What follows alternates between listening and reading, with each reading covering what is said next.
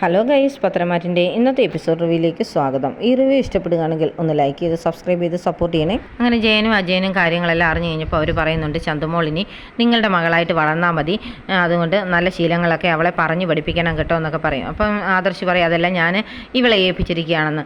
അതെന്തായാലും നന്നായി. പിന്നെ അച്ഛനും അമ്മയും ജലജയെ കൊണ്ടുവന്ന സമയത്ത് അവൾ അനാഥയാണല്ലോ എന്നോർത്ത് ഒരുപാട് ലാളിച്ചാണ് വളർത്തിയത്. അതിൻ്റെ ഒരു ബുദ്ധിമുട്ട് ഇപ്പം നമ്മൾ അനുഭവിക്കുന്നുണ്ട്, അമ്മയും മകനും. കാരണം നമ്മുടെ വീട്ടിലിപ്പം മനസ്സമാധാനം ഇല്ലാതായില്ലേ എന്നൊക്കെ ചോദിക്കും. ആ കൂട്ടത്തിൽ അജയൻ പറയുന്നുണ്ട്, ചന്തുമോള് നിങ്ങളുടെ മകളായി വളരുന്നു എന്ന് വിചാരിച്ച് നിങ്ങൾക്ക് സ്വന്തമായിട്ടൊരു കുഞ്ഞ് വേണ്ട എന്നൊന്നും നിങ്ങൾ തീരുമാനിച്ചേക്കരുത്. എത്രയും പെട്ടെന്ന് മോളൊരു അമ്മയാകണം കേട്ടോ എന്ന്. അപ്പോൾ അത് കേൾക്കുമ്പോഴത്തേന് നയനെ അങ്ങ് നാണത്തോടെയൊക്കെ നിൽക്കുന്നുണ്ട്. അപ്പോഴത്തേന് ജയൻ പറയും, അവൻ പറഞ്ഞ് കേട്ടല്ലോ, അതുകൊണ്ട് നിങ്ങൾ എത്രയും പെട്ടെന്ന് വേറൊരു ഡോക്ടറെ കാണും, ഈ ഡോക്ടറെ മാറ്റി പിടിക്കേണ്ട സമയമായി കേട്ടോ എന്ന് പറഞ്ഞിട്ട് പുറത്തേക്ക് പോവുകയാണ്. അന്നേരത്തേന് ആദർശ് പറയും, കണ്ടില്ലേ എൻ്റെ ചെറിയച്ഛനും അച്ഛനും മുത്തശ്ശൻ തീരുമാനിക്കുന്ന പോലെ തന്നെയാണ് ജീവിക്കുന്നത്, അവർക്ക് എന്നെ ഒരു സംശയമില്ലല്ലോ എന്നൊക്കെ പറയും. അപ്പോഴത്തേന് നയന പറയും, ശരിയാണ്, എനിക്ക് ആദർശേട്ടനെ സംശയമില്ല, അനിയും പറഞ്ഞത് ഒരിക്കലും ആദർശേട്ടൻ ഒരു തെറ്റ് ചെയ്യില്ല എന്നാണ് പറയും. അവൻ ഈ സത്യമൊന്നും അറിഞ്ഞില്ലല്ലോ എന്ന് പറയും. പിന്നെ അവൻ എങ്ങനെ സത്യം അറിയാനാ, അവൻ ഇപ്പോഴും നന്ദുവിൻ്റെ പുറകെ നടക്കുകയല്ലേ എന്ന് ചോദിക്കും. ഈ സമയം അനി കൂട്ടുകാരുടെ കൂടെ നിന്ന് നന്ദുവിനെ ഫോൺ വിളിക്കുക കേട്ടോ. നന്ദു പക്ഷേ ഫോൺ എടുക്കുന്നില്ല. അന്നേരം അനി പറയുന്നുണ്ട്, അവൾ ഞാൻ എത്ര വിളിച്ചെന്ന് പറഞ്ഞാലും ഫോൺ എടുക്കുകയില്ല, ഇങ്ങനെയാണെങ്കിൽ ഞാൻ ആ ക്യാമ്പിലേക്ക് ഇടിച്ചു കയറി ചെല്ലുമെന്ന്. എടാ, അതൊരു പോലീസ് ക്യാമ്പാണ്, അങ്ങനെയൊന്നും ചെല്ലാൻ പറ്റില്ല, ചെന്ന് കഴിഞ്ഞാൽ നീ അകത്താവെന്ന് പറയും. അതെങ്ങനെയാ അകത്തായാലും വേണ്ടില്ല, അവളെൻ്റെ ഫോണൊന്ന് എടുക്കണ്ടേ എന്ന് ചോദിക്കും. എടാ, അവളത് മനഃപൂർവ്വം എടുക്കാതിരിക്കുന്ന ആയിരിക്കില്ല, അവൾക്കാണ് ക്യാമ്പിലും ചില പ്രശ്നങ്ങളൊക്കെ ഉണ്ടെന്ന് പറയും. എന്ത് പ്രശ്നമാണെന്ന് ചോദിക്കുന്നുണ്ട് അനി. അണ്ണ പറയും, എടാ ട്രെയിനറാകെ പ്രശ്നക്കാരനാണെന്ന് പറഞ്ഞ കേട്ടെന്ന് പറയും. എന്നാൽ പിന്നെ അയാൾക്കൊരു ഇരുട്ടടി കൊടുത്താലോ എന്ന് അനി പറയുമ്പോൾ കൂട്ടുകാർ പറയും, വേണ്ട, അതൊക്കെ അവൾ തന്നെത്താൻ ചെയ്തോളാമെന്നാണ് പറഞ്ഞിരിക്കുന്നതെന്ന് പറയുന്നുണ്ട്. എനിക്കാണെങ്കിൽ വീട്ടിൽ ഒരു മനസ്സമാധാനമില്ല, അതിൻ്റെ കൂടുതൽ ഇവളിവിടെ വിളിക്കാതിരുന്നാൽ ഭയങ്കര മനസ്സമാധാനക്കേടാണെന്നൊക്കെ പറയും. വീട്ടിലെന്താ പ്രശ്നം എന്ന് ചോദിക്കും. ആദർശേട്ടന് ചില പ്രശ്നങ്ങളൊക്കെ ഉണ്ട്, അത് നിങ്ങളോട് പറയാൻ പറ്റത്തില്ല എന്നൊക്കെ പറയും. അതുകൊണ്ട് ആകെ ബുദ്ധിമുട്ടിലാണ് ഞാൻ എന്നൊക്കെ പറയുമ്പോഴത്തേനും കൂട്ടുകാർ പറയും, എന്തായാലും നിൻ്റെ ഭാര്യ അവിടെ ഉള്ള ആ ഏറ്റവും വലിയ പ്രശ്നം, അവളെ എങ്ങനെയും പുറത്ത് ഇറക്കണമെന്ന് പറയും. അവളെ ഇറക്കുന്നതിലല്ല പ്രശ്നം, അവളെ ഇറങ്ങിക്കഴിഞ്ഞാൽ പിന്നെ ആ സ്ഥാനത്തേക്ക് നന്ദു വരികയും ചെയ്യണം, എന്നാലേ എനിക്ക് മനസ്സമാധാനം ആകത്തുള്ളൂ എന്നൊക്കെ പറയുന്നുണ്ട് അനി. ഈ സമയം നന്ദുവിൻ്റെ കൈയൊക്കെ കുഴമ്പിട്ട് തിരുമ്മി കൊടുത്തോണ്ടിരിക്കുകയാണ് കേട്ടോ തുഷാര. അന്നേരം പറയുന്നുണ്ട്, എന്തായാലും നിനക്ക് കിട്ടിയതിൻ്റെ ഇരട്ടി അവന് കിട്ടിയിട്ടുണ്ടല്ലോ, ഇപ്പോൾ അവൻ്റെ അവസ്ഥ ഓർത്തിട്ടായി എനിക്ക് ചിരി വരുന്നതെന്നൊക്കെ തുഷാര പറയും. അതല്ലടി, അങ്ങോട്ട് ആവശ്യത്തിന് കൊടുത്തു എന്നുള്ളത് ശരിയാണ്, പക്ഷേ എന്നാലും 2-3 ആദ്യം കിട്ടിയില്ലേ, അതിൻ്റെ വേദനയാണെന്നൊക്കെ പറയും.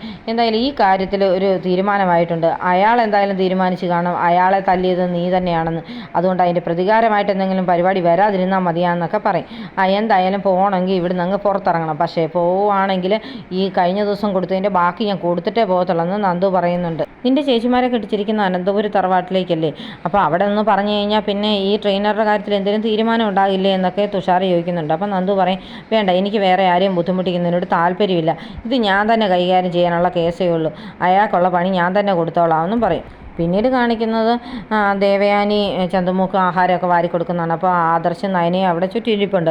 എന്നിട്ട് ഇവർ ഭയങ്കര സന്തോഷത്തിലാണ് ആഹാരമൊക്കെ കൊടുക്കുന്നത്. അന്നേരം ആദർശം വാരി കൊടുക്കും, നയനയും വാരി കൊടുക്കുകയൊക്കെ ചെയ്തുകൊണ്ട് ഇങ്ങനെ ഇരിക്കുന്ന സമയത്ത് ജലജ അങ്ങോട്ട് ഇറങ്ങി വരുന്നുണ്ട്. ജലജയ്ക്ക് അത് കണ്ടിട്ട് ദേഷ്യം വരുന്നുണ്ട്. എന്നിട്ട് പറഞ്ഞാൽ ജല ഓർക്കുന്നുണ്ട്, എന്തായാലും ഈ സീനൊന്ന് നവിയെ വിളിച്ച് കാണിച്ചിട്ട് ഈ വീട്ടിലൊരു പ്രശ്നം ഉണ്ടാക്കിക്കണം എന്ന് പറഞ്ഞ് വീട്ടിലെ മുറിക്കകത്തോട്ട് കയറി ചെല്ലുകയാണ്. അപ്പോഴത്തേന് ആണ് അഭി അങ്ങോട്ട് ഇറങ്ങി വരുന്നത്. എന്നിട്ട് പറയും, എടാ നീ താഴോട്ട് ഇറങ്ങി ചെന്നേ, നീ ഒന്ന് കാണേണ്ട കാഴ്ചയാണ് താഴെ, അപ്പം നിൻ്റെ അമ്മായി ആ കുഞ്ഞിനെ എടുത്തിട്ട് ലാളിക്കുന്ന കാണാമെന്നൊക്കെ പറയും. ഇവർക്ക് എന്താ പറ്റിയെന്ന് ഉടനെ അഭി ചോദിക്കുന്നുണ്ട്. ആർക്കറിയാം, ഇത്രയും ദിവസം അവർക്ക് ഈ കൊച്ചിനോട് ദേഷ്യമായിരുന്നു, ഇപ്പം ദേ എടുത്ത് തലയിൽ വെച്ചിരിക്കുന്നത്, അവരുടെ മകൻ്റെ കൊച്ചല്ലേ, പിന്നെ അവരെങ്ങനെ താഴെ വെക്കാതിരിക്കുന്നത്, നീ ഇതെല്ലാം ഒന്ന് ആ നവിയോട് പറഞ്ഞു കൊടുത്ത് അവളെ ഒന്ന് 100 ഡിഗ്രി തിളപ്പിച്ച് വിട്, എന്നാലേ ഈ വീട്ടിലൊരു പ്രശ്നം ഉണ്ടാകത്തുള്ളൂ, അങ്ങനെയാണെങ്കിൽ നമുക്ക് അടുത്ത വർഷത്തെ തൃശ്ശൂർ പൂരം ഈ പ്രാവശ്യം തന്നെ ഇവിടെ നടത്താൻ പറ്റും എന്നൊക്കെ പറഞ്ഞ് അഭിയെ ഇളക്കി വിടുവാണ്. അപ്പോൾ അഭി അതേപോലെ ദേഷ്യത്തിലാണ് നവിയുടെ അടുത്തേക്ക് ചെല്ലുന്നത്.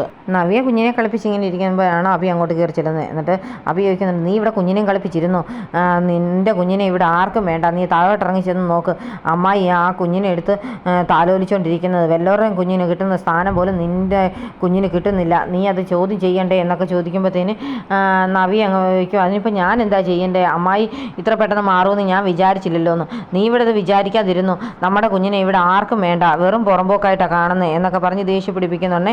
നവ്യ ദേഷ്യപ്പെട്ട് ഞാനൊന്ന് നോക്കിയിട്ട് വരട്ടെന്ന് പറഞ്ഞ് ഇറങ്ങിപ്പോവുകയാണ്. നവ്യ താഴേക്ക് ഇറങ്ങി ചെല്ലുമ്പോഴത്തേനും ആദർശം ദേവയാനിയും നയനയെല്ലാം കൂടെ ചന്തുമോളെ കളിപ്പിച്ചിങ്ങനെ ഇരിക്കുകയാണ്. അത് കാണുമ്പോഴത്തേനും നവിക്ക് അങ്ങ് ദേഷ്യം വരും. അന്നേരം നവ്യ വരുന്നത് ഇവർ കാണുന്നുണ്ട് കേട്ടോ. അപ്പോൾ നവ്യ അങ്ങോട്ട് ഇറങ്ങി വന്നിട്ട് ചോദിക്കും, ഈ കൊച്ചിനെ മാത്രം കളിപ്പിച്ചുകൊണ്ടിരുന്നാൽ മതിയോ? എനിക്കിവിടെ ഒരു കുഞ്ഞുണ്ടല്ലോ, നിങ്ങൾ അതിനെ എന്നെ കളിപ്പിക്കാത്തെന്ന് ചോദിക്കും. അത് കുഞ്ഞൊരു കുഞ്ഞല്ലേ, അതിനെ ഇപ്പം ഞങ്ങളെല്ലാം കളിപ്പിക്കേണ്ട ആവശ്യമില്ലല്ലോ, നീ അല്ലേ ഇപ്പോൾ അടുത്ത് വേണ്ടെന്നൊക്കെ ചോദിക്കും.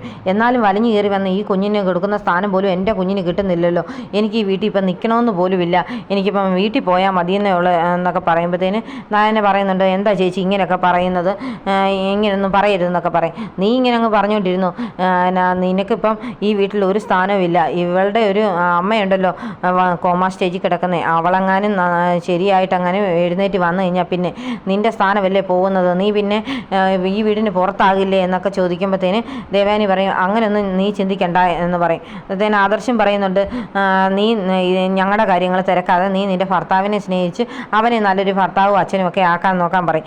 ഇനി ആദർശേട്ടൻ ഒരു കാര്യവും പറയണ്ട, എനിക്ക് ആദർശേട്ടനോട് സംസാരിക്കുന്നത് ഇഷ്ടമില്ല എന്നൊക്കെ നയനയോടും ഇവരോടും എല്ലാമായിട്ട് നവ്യ പറയുന്നുണ്ട്. അന്നേരത്തേന് ദേവയാനി പറയും, എന്തായാലും ഈ വീട്ടിൽ നിന്ന് എൻ്റെ മരുമോൾ പുറത്തു പോകില്ല, എൻ്റെ മകൻ പുറത്തു പോയാൽ പോലും എൻ്റെ മരുമോൾ ഇവിടെ കാണുമെന്നൊക്കെ പറയും. അതൊക്കെ കണ്ടറിയണമെന്നൊക്കെ പറഞ്ഞ് ദേഷ്യപ്പെട്ട് നവ്യ അങ്ങ് കയറിപ്പോവും. അപ്പോഴത്തേന് ദേവയാനി പറയുന്നുണ്ട്, സത്യങ്ങളൊന്നും അറിയാതെ ഇവൾ എന്തെല്ലാം വിളിച്ച് പറയുന്നതെന്നൊക്കെ ചോദിക്കും. എന്തായാലും അവൾ സത്യങ്ങൾ അറിയാതെ അങ്ങനെ തന്നെ ഇരുന്നോട്ടെ, അമ്മയായിട്ട് സത്യങ്ങളൊന്നും പറയിപ്പിക്കാൻ പോകണ്ട അത് എന്ന് പറയുമ്പോഴത്തേന് നയനയും പറയും, ശരിയാ ചേച്ചിക്ക് അതൊന്നും താങ്ങാനുള്ള കപ്പാസിറ്റി കാണത്തില്ല, അത് കാരണം അമ്മ ഒന്നും പറയണ്ട കേട്ടോ എന്ന് പറയും. നവ്യ റൂമിൽ വന്നു കഴിഞ്ഞിട്ട് കനകയെ വിളിക്കുന്നുണ്ട്. കനക സന്തോഷത്തോടെയൊക്കെയാണ് ഫോൺ എടുക്കുന്നത്.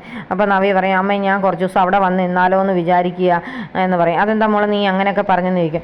ഇവിടെ ആർക്കും എന്നെയോ എൻ്റെ കുഞ്ഞിനെയോ ഒന്നും വേണ്ട, എല്ലാവർക്കും ആ ചന്തുമോളെന്ന് പറഞ്ഞ കൊച്ചിനെ മതി, നയനെ പോലും ഇപ്പോൾ എൻ്റെ കുഞ്ഞിനെ ഒന്നും വന്ന് എടുക്കുക പോലും ചെയ്യാറില്ല, അമ്മായി ആണെങ്കിലും ഇപ്പോൾ ആ കൊച്ചിനെ അംഗീകരിച്ച് ഒരുപാട് താലോലിക്കുന്നൊക്കെ ഉണ്ട്, ഇവിടെ ആർക്കും എൻ്റെ കുഞ്ഞിനെ എടുക്കാൻ സമയമില്ല എന്നൊക്കെ പറയാം. മോളെ അതൊരു കുഞ്ഞല്ലേ, അത് കാരണം ഇപ്പം നിൻ്റെ സാമീപ്യമല്ലേ വേണ്ട, ഇച്ചിരിയുടെ വലുതായി കഴിയുമ്പോൾ എല്ലാവരും നോക്കിക്കോളൂ എന്നൊക്കെ പറയും. എന്നാലും എന്നെ ഇങ്ങനെ അവഗണിക്കും, എൻ്റെ കുഞ്ഞിനെ അവഗണിക്കുമ്പോൾ എനിക്കങ്ങ് എന്തോ പോലാണ് എന്നൊക്കെ പറയും. മോൾ എന്തായാലും ഇപ്പോൾ സമാധാനിക്കും, ഞാൻ നയനെ വിളിച്ച് സംസാരിക്കാമെന്ന് പറയും. കനക ഫോൺ വെച്ച് കഴിയുന്ന ഉടനെ ഗോവിന്ദൻ അങ്ങോട്ട് കയറി വരുന്നുണ്ട്. അന്നേരം ഗോവിന്ദനോടും കനക പറയും, നവ്യമോളെ വിളിച്ച് അവൾക്ക് ഭയങ്കര സങ്കടമാണ്, അവളെയും കുഞ്ഞിനെ അവിടെ ആരും പരിഗണിക്കുന്നില്ല, ആദർശിൻ്റെ കുഞ്ഞാന്ന് പറഞ്ഞ് വന്നിരിക്കുന്ന ആ കൊച്ചിനെയാണ് ഇപ്പോൾ അവിടെ എല്ലാവർക്കും വേണ്ടതെന്നൊക്കെ പറയും. അതെന്തായാലും ദേവയാനി അംഗീകരിക്കാതിരിക്കാൻ പറ്റത്തില്ലല്ലോ, അവരുടെ മകൻ്റെ കുഞ്ഞല്ലേ, അപ്പോൾ അവർ പിന്നെ അതിനെ സ്നേഹിച്ച് തുടങ്ങും. എന്നാലും എനിക്ക് മനസ്സിലാകാത്തത് നയനമോൾ എന്തിനാണ് അതിനെ ഇങ്ങനെ സ്നേഹിക്കുന്നത്, അതിൻ്റെ അമ്മ എങ്ങാനും തിരിച്ചു വന്നു കഴിഞ്ഞാൽ പിന്നെ നയനമോൾ പുറത്താകില്ലേ, ആ ഒരു ചിന്ത പോലും ഇല്ലാതെ മോൾ എന്താ ഇങ്ങനെ എന്നൊക്കെ ചോദിക്കും. എന്തായാലും മോളെ ഒന്ന് വിളിച്ച് സംസാരിക്കണമെന്നൊക്കെ പറയുന്നുണ്ട് ഇവർ. പിന്നീട് കാണിക്കുന്നത് നയന വീണ്ടും ചന്തുമോളെ ഇങ്ങനെ ആഹാരം കഴിപ്പിച്ചുകൊണ്ടേ ഇരിക്കുകയാണ്, എപ്പോഴും ഇങ്ങനെ ഫുഡ് കൊടുത്തുകൊണ്ടേ ഇരിക്കുന്നതാണല്ലോ കാണിക്കുന്നത്. അപ്പോഴത്തേന് അനാമിക അങ്ങോട്ട് കയറി വന്നിട്ട് ചോദിക്കുന്നുണ്ട്, കൊടുത്തോ നീ എന്തെല്ലാം എന്ന് പറഞ്ഞാലും നിൻ്റെ ഭർത്താവിൻ്റെ വഴിവിട്ട ബന്ധത്തിൽ ഉണ്ടായ കുഞ്ഞല്ലേ, നീ എന്തൊക്കെയാണ് എന്നെ പറഞ്ഞുകൊണ്ടിരുന്നത്, ഞാൻ അഴിഞ്ഞാടി നടക്കുകയാണെന്നൊക്കെ, ഇപ്പം നിനക്ക് ഇങ്ങനെ ഒരു കൊച്ചിനെ വളർത്തുന്നതിന് ഒരു കുഴപ്പമില്ലല്ലേ എന്നൊക്കെ ചോദിക്കും. എന്നിട്ട് കൊച്ചിനോടും പറയുന്നുണ്ട്, എൻ്റെ കൊച്ചെ നീ കഴിക്കുന്നതൊക്കെ കൊള്ളാം, ഇവള് തരുമ്പോഴത്തേനെ ആഹാരത്തിൽ എന്തെങ്കിലുമൊക്കെ ചേർത്തിട്ട് നീ ഇനി ജീവിതകാലം മുഴുവൻ മയങ്ങാനുള്ള എന്തെങ്കിലും ചെയ്ത് വെക്കുമോ എന്ന് അറിയാൻ പറ്റില്ല എന്ന് പറയും. അത് കേൾക്കുമ്പോഴത്തേന് നയനയ്ക്ക് അങ്ങ് ദേഷ്യം വരുന്നുണ്ട്. നയന പറയും, അതേ നിൻ്റെ അമ്മയുടെ അച്ഛൻ്റെയും സ്വഭാവമാണ്, എന്നെക്കൊണ്ട് അതൊക്കെ പറയിപ്പിക്കണോ എന്ന് ചോദിക്കുമ്പോഴത്തേന് അനാമിക അങ്ങ് മിണ്ടാതാകുകയാണ്. ഇത് കാണിച്ചുകൊണ്ടാണ് ഇന്നത്തെ എപ്പിസോഡ് അവസാനിക്കുന്നത്.